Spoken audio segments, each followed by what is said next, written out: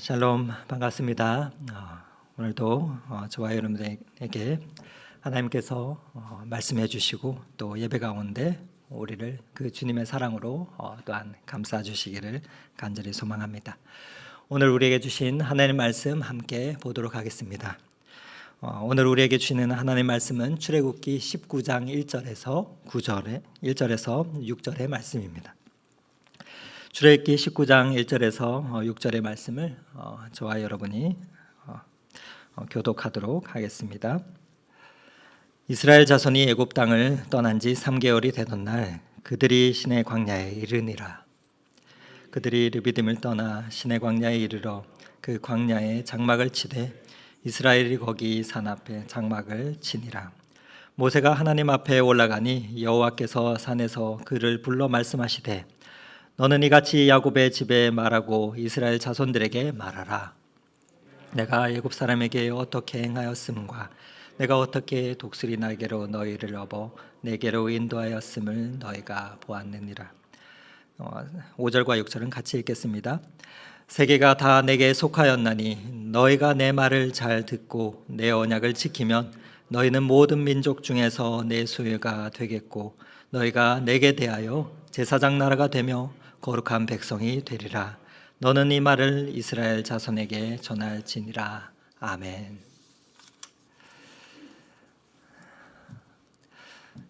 입동을 지나고 나니까 내린 눈과 비로 갑자기 날씨가 추워져서 옷깃을 여미게 되는 것 같습니다.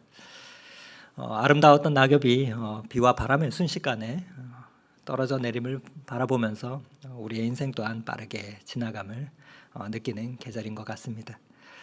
오늘도 말씀 가운데 인생의 결실의 때를 우리가 믿음의 눈으로 바라보면서 우리 주님께 올려드릴 그 감사의 열매가 저와 여러분의 삶 가운데 풍성하게 익어가기를 간절히 소망합니다. 빠르게 바뀌어가는 그런 변하는 날씨처럼 우리 일상은 많은 변화 속에서 살아가게 되는 것 같습니다.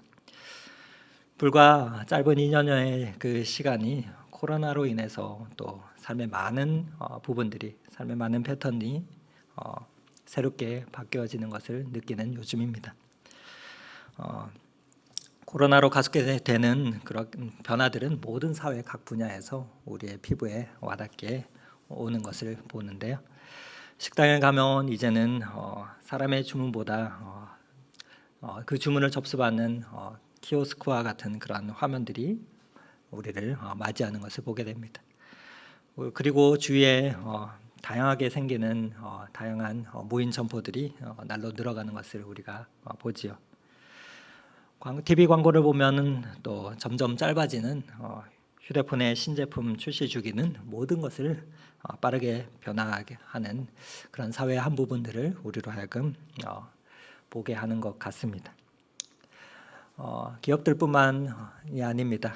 한때 엄청났던 그런 공동체나 기업들이 어느 순간 급속하게 쇠락하게 되고 또 왜 갑자기 그렇게 영원할 것 같았던 그 모습들이 사라지게 되는 것일까요? 그것은 바로 새로운 가치관이나 그 시대에 적응하지 못하기 때문이겠죠. 변화하지 못하기 때문일 것입니다. 변화하는 환경 속에서 그 패러다임의 그 전환이 늦었기 때문일 것입니다. 신앙에 있어도 패러다임이 있습니다. 그 패러다임 어떤 길을 선택해서 걸어가느냐에 따라서 그 여정은 판이하게 달라지게 됩니다.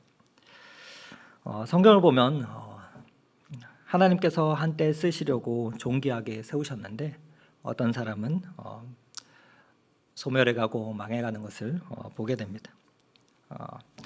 성경을 보면 사울의 집은 몰락하는 것을 보게 됩니다.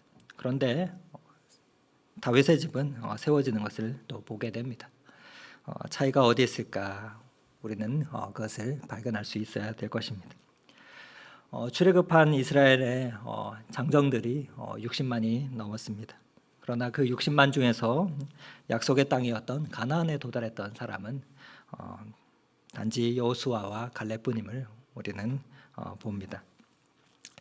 가나안 땅에 정탐꾼으로 파송했던 각 지파에서 가장 유능하고 똑똑하고 용기 있고 담대했던 능력이 탁월했던 그런 12사람을 선발해서 대표로 보냈지요.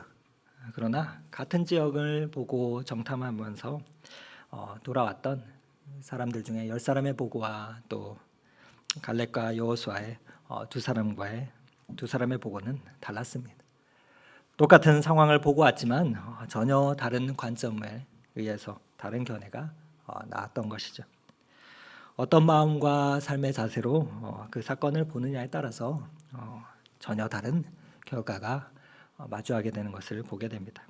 그렇기 때문에 우리는 어떤 사람들이 쓰임을 받았는지, 또한 어떤 사람들이 하나님의 손 가운데서 끝까지 쓰임을 받고 그 길을 완주했는지를 우리는 살펴보아야 할 것입니다. 운전을 잘하기 위해서는 먼저 그 지리를 잘 이해하고 또 방향과 목적지를 잘 알아야 됩니다. 그리고 그 가는 곳이 어디인지를 의식하며 가는 것이 중요하지요. 우리가 성경을 볼 때도 전체 성경에서의 어떤 위치에 있는가 하는 것을 아는 것은 참으로 중요합니다. 우리는 출애굽기를 보고 있는데요. 이전까지 출애굽기의 전체 구조를 보면 1장에서 쭉 14장에 이어지는 것은 구속에 관한 내용들을 보게 됩니다. 그리고 14장 이후에 15장에서 18장의 내용을 보면 구원받은 이후에 광야 훈련에 관한 그러한 이야기들을 하면서 새로운 양식으로 그 삶이 바뀌어가는 그 과정임을 우리는 보았습니다. 오늘 출애굽기 19장에서 또한 이어지는 24장까지는 시내산에서 이제 이스라엘 백성들이 하나님과 그 언약을 맺으며 앞으로 지켜야 할 그러한 원칙들이 무엇인지를 기록해주고 있는 것을 보게 됩니다. 바로 하나님의 백성으로 변화된 우리가 하나님의 소원을 알아서 그분의 뜻을 무엇인지를 계시해주고 있는 그러한 내용들이 이어지게 됩니다. 그리고 이후에 출애굽기 25장에서 40장까지의 그 내용은 구원의 마지막으로 성막에서 내가 살고 있는 현장에서 함께 하나님의 대행자로 예배의 삶을 살아가면서 제사장으로서의 그 삶을 어떻게 살아가야 하는가를 우리에게 알려주는 것이죠. 오늘 본문의 시작인 이 출애굽기 19장은 하나님의 백성에게 중요한 그 시내산의 언약의 장면이 나타납니다. 광야를 거친 이스라엘 백성들은 이제 시내산에 이르렀습니다. 그곳에서 모세가 하나님을 다시 만나 다시 한번 그들을 부르신 이야기를 하나님께서는 하십니다. 우리 1절에서 3절 말씀을 다시 한번 읽어보도록 하겠습니다. 이스라엘 자손이 애굽 땅을 떠난 지 3개월이 되던 날 그들이 시내 광야에 이르니라. 그들이 르비딤을 떠나 시내 광야에 이르러 그 광야에 장막을 치되 이스라엘이 거기 산 앞에 장막을 치니라. 모세가 하나님 앞에 올라가니 그 여호와께서 산에서 그를 불러 말씀하시되 너는 이같이 야곱의 집에 말하고 이스라엘의 자손들에게 말하라. 광야를 지난 후에 시내산으로 백성을 인도하신 하나님은 그들의 인도하신 목적을 오늘 말씀해주고 계십니다. 온 세계가 다 내게 속하였다. 내가 창조하였다. 나의 자녀들은 피조물들이 그러나 타락했다. 내가 그래서 너희를 들어서 제사장 나라를 삼아서 온 세계가 내게 돌아오도록 하기 위해서 너희를 선택했다 말씀하십니다. 하나님은 이스라엘 백성과의 그 관계를 언약을 통해서 확증하시고 또 수많은 민족들 가운데서 이스라엘 백성을 특별하게 구별하셨다 말씀하시죠. 그러면서 영향을 끼치는 그 능력을 주며 세계를 돌아오게 하는 일 가운데 너를 통해서 하겠다 그렇게 선언하십니다. 그러면서 내 말을 잘 듣고 언약을 지키면 열국 가운데 내 소유가 되겠다 말씀하십니다. 이 순간은 무엇인가? 바로 지금까지의 이스라엘이 걸어왔던 그 신앙의 패러다임이 전환되는 순간입니다. 지금까지는 이스라엘 백성들은 일방적인 그 아가페의 관계 가운데서 나아왔다면 이제는 너를 언약의 관계 가운데 내가 다시금 만나겠다 말씀하시는 것입니다. 언약에 의한 존재하며 그 관계 가운데 형성되는 상호의 관계로 너를 만나겠다라고 하는 것이죠. 이처럼 이스라엘 백성은 새로운 삶을 위한 그 부르심을 위한 그 출발 가운데 시내 산에서 있습니다. 그 목적과 언약에 담긴 것이 무엇인지를 우리가 한번 생각해 보면 좋겠습니다. 그리스도인으로 산다는 것은 변화 가운데 살아간다는 말과 같습니다. 우리의 삶은 늘 변화가 많지요. 이전보다 더 나은 모습으로 우리가 다듬어지며 성숙해져 가는 그러한 모습으로 우리는 바뀌어져 나가야 될 것입니다. 그것이 성화의 걸음입니다. 전에는 죄의 종으로 우리가 살았습니다. 그러면서 사탄의 노예로 살았습니다. 그러나 그러한 삶과 죄와 사망의 법에서 해방된 삶에서 나와서 하나님의 빛의 자녀로 살아가야 하는 이후의 모습은 당연히 다를 것입니다. 구원받기 이전에는 신앙적인 패러다임의 변화가 있을 수가 없습니다. 왜냐하면 무엇이 기준이 되는지 명확하지 않기 때문입니다.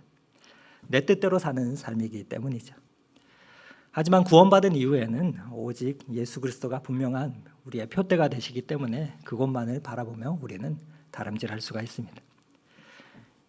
이는 우리가 성화의 그 길을 걸어가는 그 과정 가운데 계속해서 변화되어 가지요. 요한일서 5장 4절에서 5장 8절에는 세상을 이기는 믿음의 증거를 세 가지로 우리에게 이야기해 줍니다. 요한일서 5장 4절에서 8절 말씀을 잠시 제가 읽어드리겠습니다. 무릇 하나님께로부터 난 자마다 세상을 이기느니라. 세상을 이기는 승리는 이것이니 우리의 믿음이니라. 예수께서 하나님의 아들이심을 믿는 자가 아니면 세상을 이기는 자가 누구냐? 이는 물과 피로 임하신 이시니 곧 예수 그리스도시라. 물로만이 아니요 물과 피로 임하셨고 증언하는 이는 성령이시니 성령은 진리니라. 증언하는 이가 셋이니 성령과 물과 피라. 또한 이 셋을 합하여 하나니라. 세상을 이기는 믿음의 증거를 우리에게 말씀합니다. 피의 증거, 물의 증거와 성령의 증거를 우리가 말씀해 주고 있습니다. 구원의 첫 번째 단계는 피의 증거, 곧 신분의 변화입니다. 죄의 종에서 하나님의 아들로 신분의 변화된 사건은 우리가 출애굽기를 보면은 출애굽기 12장의 6월절 사건을 통해서 우리는 볼 수가 있습니다. 교리적으로는 칭이라고 표현을 하지요. 하나님께서 주신 그 은혜를 우리가 감사함으로 감사합니다 말하며 영접하며 꼭 그대로 받아들이면 그 누구나가 하나님의 자녀가 되는 특권을 누리게 됩니다. 구원은 이처럼 신분의 변화를 가져옵니다. 바로 종으로서 노예에서 심판의 대상이며 저주의 대상이었던 그 사람이 하나님의 자녀가 아들이 되는 것입니다. 곧 양자가 되는 것이죠. 양자이지만 우리의 특권은 친자인 그 예수님과 똑같다는 것이 성경의 약속입니다.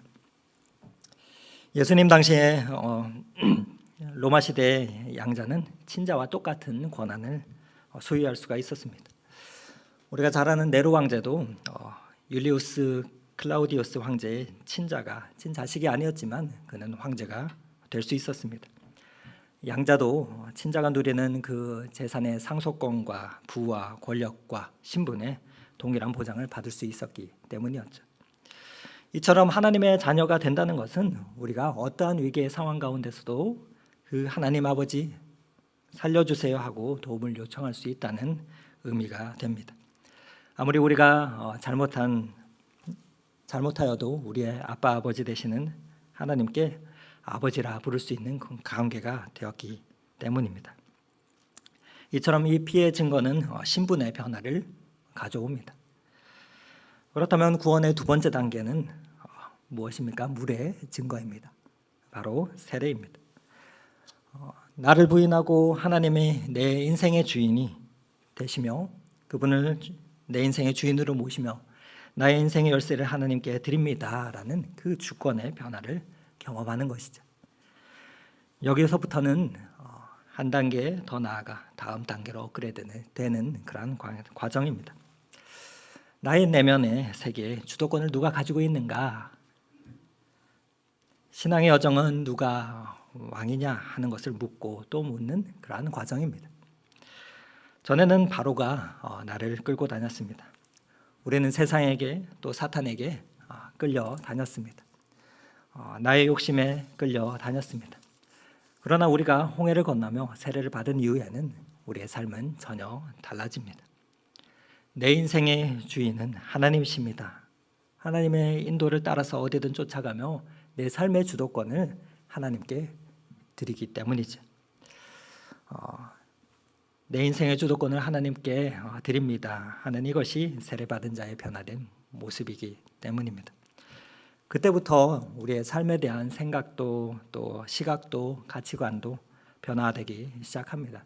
그러면서 우리가 가진 물질이나 시간 또한 건강도 하나님의 주도하에서 하나님 아래서 하나님께서 좋아하시는 쪽으로 관심을 가져가게 되는 것이기 때문에 그렇습니다.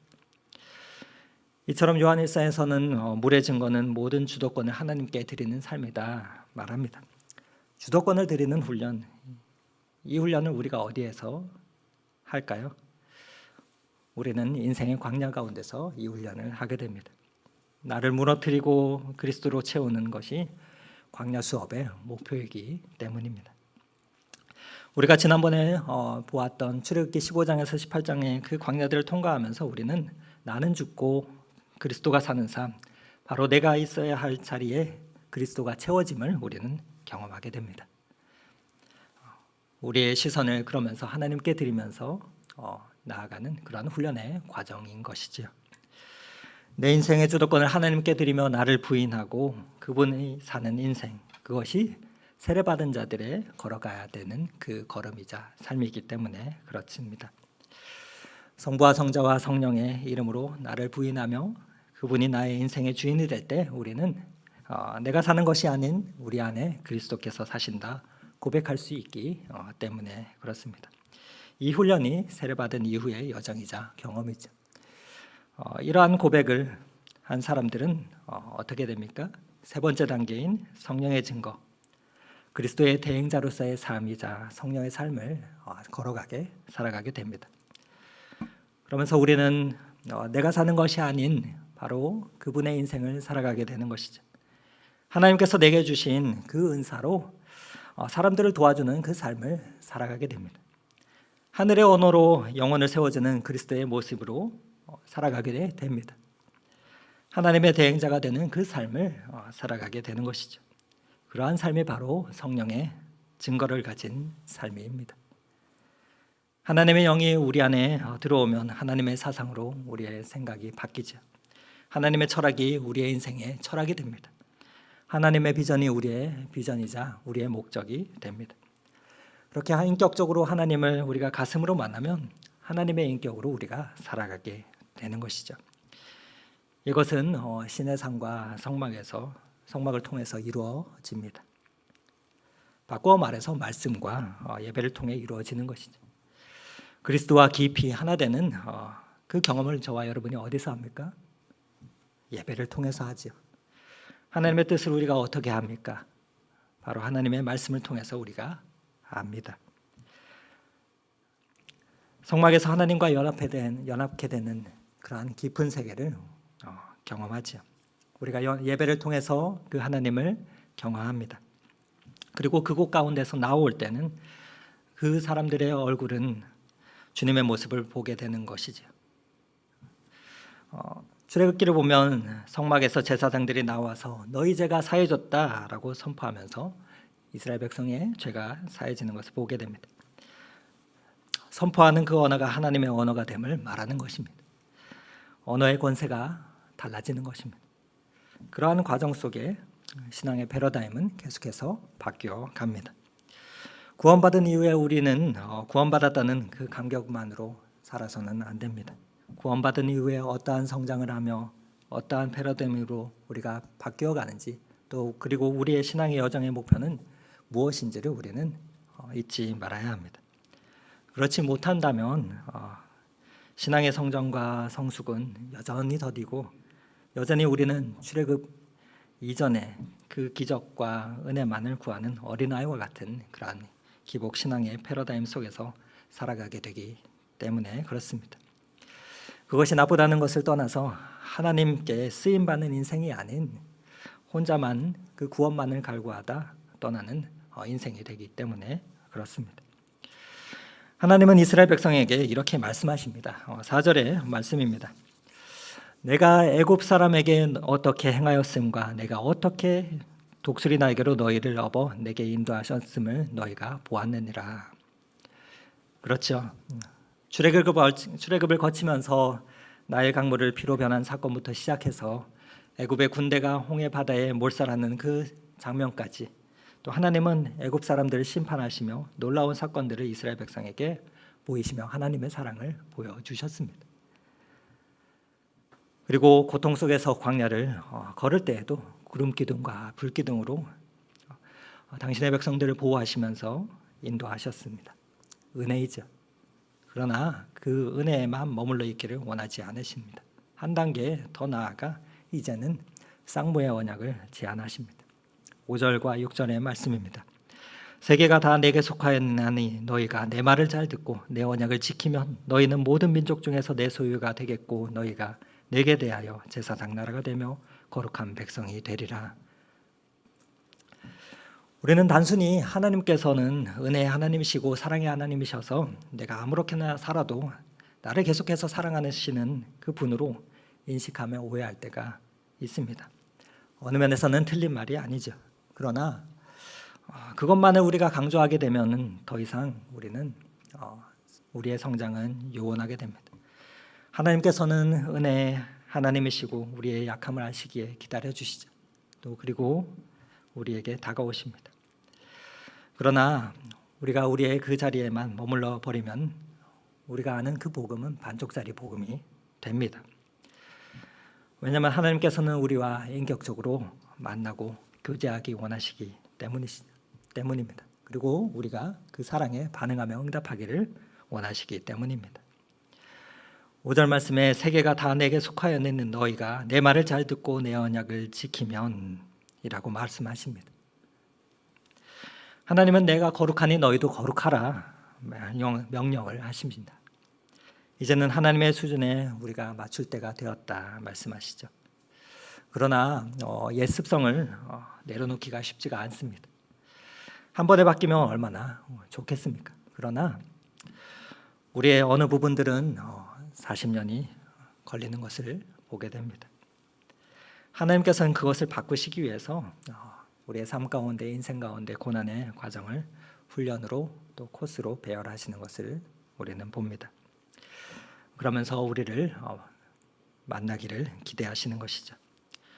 어서 자라서 하나님의 대행자로 나의 신부로 함께 걸어가기를 원하시는 것입니다.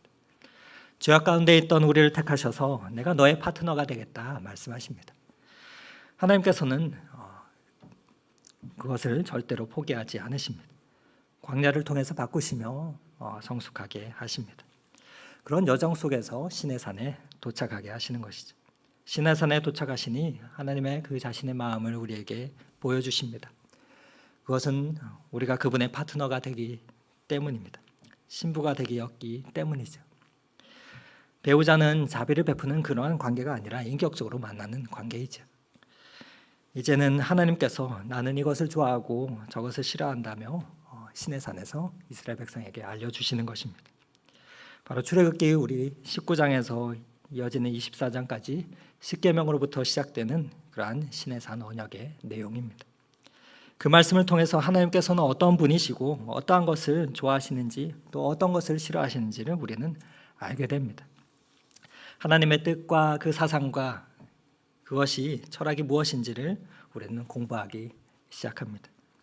전에는 광야를 지나면서 몸으로 경험했지만 이제는 말씀을 통해서 깨닫고 또 하나님을 알아가기 시작하게 되는 것입니다. 그러면서 우리에게 생명을 주셨던 것처럼 동일하게 우리에게 목숨을 바치며 하나님을 사랑할 것을 이제는 요구하시는 것을 보게 됩니다.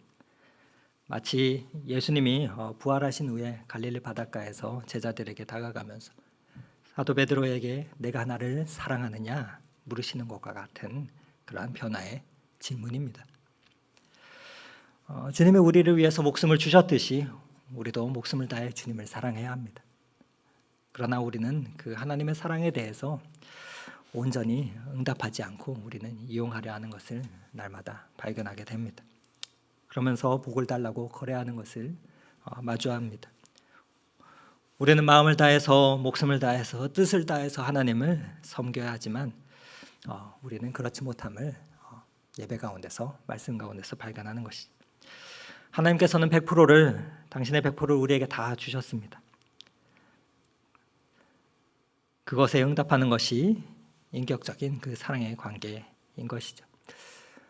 여러분의 신앙의 패러다임은 어디에 머물러 계시는지, 여전히 아가페의 사랑에만 머물러 계십니까? 아니면 하나님과의 그 언약적 관계 속에서 말씀 가운데 순종하며 변화되어 가시고 계시는지요?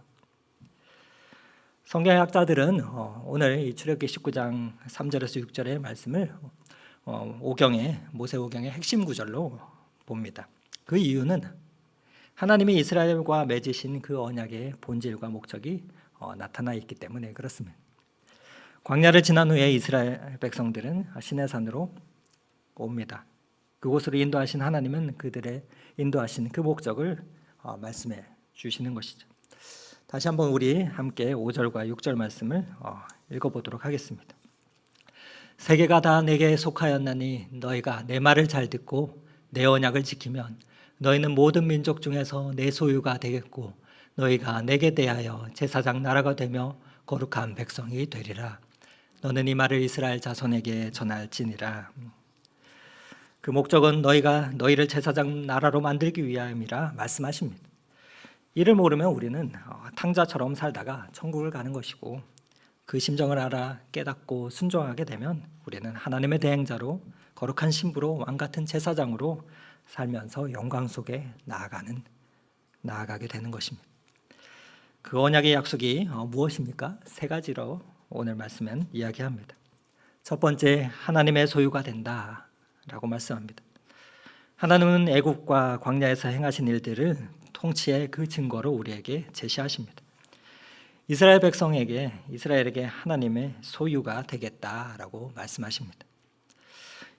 이 소유는 히브리어로 세굴라라는 단어를 쓰는데 재산, 특별한 소유, 보물이라는 뜻입니다. 즉 개인이 가장 소중하게 간직하고 있는 그것을 말하는 것이죠. 의미하는 것입니다. 하나님의 소유가 된다는 말은 가장 소중한 보물로 내가 너를 인정하겠다는 뜻입니다. 이 온 땅과 우주 만물이 창조가 다 모든 것이 나의 것이지만 그 중에서 특별히 인정하겠다라는 그러한 말씀입니다. 어떤 물건이 소유자에 따라서 가치가 달라지는 것처럼 우리가 바로의 종일 때는 비참한 노예일 뿐이었지만 우리는 이제 하나님인 우리를 아버지로 만나주시는 것입니다. 말 잘 듣는 사람이 아닌 당당한 하나님의 그 자녀로 우리를 만드시려고 하시기 때문에 오르고 또 만지고 치유하시면서 또 오랜 시간을 또한 기다리십니다. 하나님의 것이니까 너무 소중해서 때로는 답답하고 속이 불불 끓어도 기다려주십니다. 그렇게 우리가 하나님의 것이고 내 소유도 하나님의 것인 것이죠. 내게 주신 것을 누리면서 그렇기 때문에 이웃과 나누며 살면 하나님께서 책임져 주시겠다 하십니다.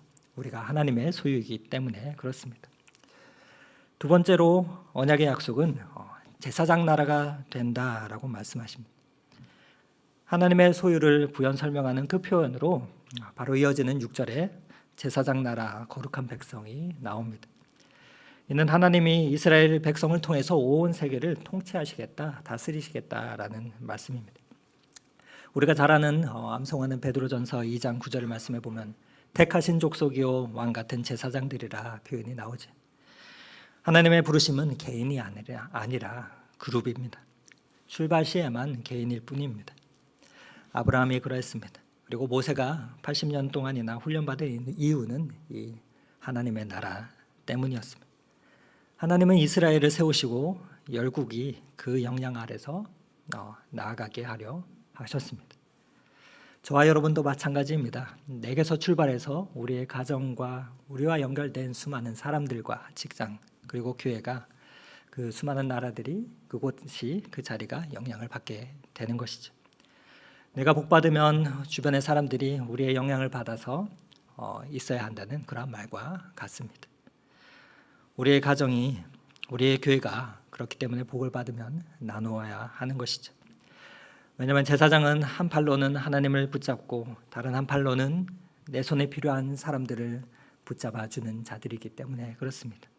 하나님으로부터 기쁨과 그 풍요를 공급받으며 또 다른 사람을 붙잡고 격려하며 위로하고 세워주는, 또 그리고 넘어져 있는 자들을 하나님께로 끌고 나와 중보하는, 중재하러 들어가는 자들이기 때문에 그렇습니다. 세상은 돈을 많이 벌고 또 명예를 얻으며 유명해지는 것을 성공이라 말을 합니다. 그러나 성도의 성공의 기준은 무엇일까요? 적어도 무엇이어야 하겠습니까? 바로 하나님의 기준이어야 할 것입니다. 성도에게 성공은 그렇게 하나님께 코드를 맞추고 연결되어서 우리의 부르신 일상 가운데 하나님 나라를 이루어내는 것이기 때문에 그렇습니다. 그렇기에 우리가 은혜를 받고 복음을 받아서 하나님의 자녀가 되고 세례를 받고 광야를 지나면서도 하나님 말씀 가운데서 예배 가운데서 이어지는 그 여정이 전부 다 하나님 나라의 제사장으로 세우기 위하심을 우리는 잊지 말아야 할 것입니다. 세 번째 언약의 약속이 무엇입니까? 셋째로는 거룩한 백성이 되게 하시리라 우리에게 말씀하십니다. 거룩이라는 말은 구별됐다라는 말이죠. 다르다라는 의미입니다. 하나님의 법에 순복함으로 죄에서 구분되었기 때문에 이방 나라들과는 전혀 다른 민족이 되는 것입니다. 성막 안에서 쓰였던 모든 기구들은 하나님만을 위한 구별된 것이었고 다른 용도로는 쓰지 않았습니다. 이와 같이 우리에게도 하나님은 말씀하십니다. 거룩한 백성으로 하나님만을 위해 사는 사람으로 내가 너를 쓰겠다 하십니다. 요약하면 우리를 하나님의 통치 가운데 삶을 살아가게 하며 하나님의 영광을 세상 가운데 드러내는 도구가 되겠다 하신다는 것입니다. 개인적인 경험을 이야기함을 양해해 주시면 감사하겠습니다. 오래전 고속도로를 가다 보니 높은 산 위에 Jesus Love You라는 큰 입간판을 보았습니다. 또 고속도로 하행선을 타면서 양재동을 지나는 즈음이면 이런 입간판이 보입니다. 기도할 수 있는데 왜 걱정하십니까? 라는 입간판을 봅니다. 오래전 제가 젊었을 때, 제가 20대 초반이었을 때입니다. 젊은 시절 한동안 학업을 멈추고 대신 일을 하던 시절이 있었습니다. 목회를 하시던 부모님이 갑작스럽게 또 개척교회를 시작하게 되었던 때였습니다. 대학교 신입생 한 해를 보내고 나서 일찍 시작하게 된 직장 생활에 꽤나 먼 거리를 오가면서 이른 새벽에 새벽 버스에 몸을 싣고 오르내리던 그런 시절이었습니다. 그렇게 버스를 타고 오르내리며 버스에서 보이는 저 간판에 Jesus loves you라는 그 모습을, 문구를 보면서 출퇴근했었는데 그때는 왜 이렇게 그 문구가 보이던지. 아들아 내가 널 사랑한다. 출근해서 하루 종일 밤늦게까지 근무할 때가 참으로 좀 많았는데 저녁 하루 일과를 마치고서는 수많은 또 문제들을 한가득 가지고 퇴근하면서 어떻게 해야 하나 고민하는 이에게 보이는 기도할 수 있는데 왜 걱정하십니까? 그 입간판의 문구는 힘든 일상에 지쳐 포기하려는 저를 붙잡아 주었습니다. 고속도로변에 이 입간판을 보면서 출퇴근하던 한 젊은이가 그렇게 일상을 살아가면서 오랜 시간 또 개척교회를 섬길 때 필요한 작은 물질과 힘을 얻게 하시면서 교회와 맡기신 곳을 살아가게 하셨던 것처럼 하나님께서는 우리를 그 하나님 나라의 입간판으로 세우시겠다 말씀하십니다. 인간적으로 보면 부족한 자이지만 이런 저를 사용하셔서 저와 여러분의 함께 말씀을 나누게 하셨습니다. 하나님은 동일하게 여러분을 사랑하십니다. 그리고 삶의 문제로 힘들어서 기도조차 나오지 않는 그 광야 가운데 있는 이들의 손을 잡고 기도해 주라고 우리를 세우셨습니다. 그 복음의 메신저로 저와 여러분을 세우신 것입니다. 바로 내 얼굴이, 우리의 일상이, 내 행위가, 나의 작은 삶을 통해서 하나님의 사랑이 무엇인지를 보여주시려고 제사장으로 주님의 소유로 우리를 구별되게 하셨다는 말씀입니다. 그것이 우리의 사명이지요. 이것이 바로 우리에게 또한 교회에게 주어진 영광스러운 지위인 것입니다. 하나님은 우리를 하나님의 보화로 가장 소중한 존재로 여기시겠다 말씀하십니다. 우리가 요즘 매일 아침 담임 목사님과 함께 묵상하고 있는 본문인 마태복음에서는 이를 빛과 소금으로 말씀하시는 것을 봅니다. 소금과 같이 하나님께 바쳐진 순결하고 거룩한 존재요, 또한 빛과 같이 하나님의 자녀로 소중한 존재이기에 어떻게 살아야 하는지를 동일하게 말씀해 주고 계심을 반복해서 들려주시는 것 같습니다. 이와 같이 너희 빛이 사람 앞에 비치게 하여 그들로 너희 착한 행실을 보고 하늘에 계신 너희 아버지께 영광을 돌리게 하라. 시내산으로 인도함을 받은 이스라엘 백성들이 이제 이 제사장으로 세상 모든 민족을 주께로 인도하는 그 사명을 부여받았습니다. 계약서의 도장을 찍은 것입니다. 하나님께서는 이 세상을 직접 인도하시지 않고 하실 수 있지만 사람을 세워서 그 제사장을 통해서 온 세상이 주께 돌아오기를 원하십니다. 제사장적 교회로 또 나라로 사람들 통해서 세계가 변화되는 것이죠. 구원받은 성도의 새로운 삶은 세상의 부귀영화가 아닌 하나님의 보배로운 소유가 목적이 됩니다. 이 역사를 내게 맡기겠다 말씀하십니다. 하나님께서는 인생이라는 그 여정 속에서 각자의 수준에 맞게 단계별로 우리를 양육시키시고 계십니다. 하나님은 우리가 하나님의 생각과 그 사상으로 변화되어서 한 명 한 명이 거룩한 제사장으로 거룩한 나라로 살아가기를 간절히 원하시는 것입니다. 광야를 지나고 시내산에 도달하면 그렇게 하나님의 스피릿이 옵니다. 광야와 같은 시기를 지나는 때입니다. 많이 힘드시죠? 그럼에도 우리가 일상의 삶에서 감사함으로 또한 순종하며 하나님께 영광을 돌리기를 원합니다. 그리고 우리의 작은 몸짓과 우리의 삶이 하나님의 광고판이 되어 생명의 복음을 전하고 삶의 공고함 가운데 지쳐있는 이들을 중보하며 오늘이라는 일상을 살아내는 저와 여러분의 복된 발걸음이 되시기를 오늘 이 말씀 의지하여서 간절히 축원을 드립니다.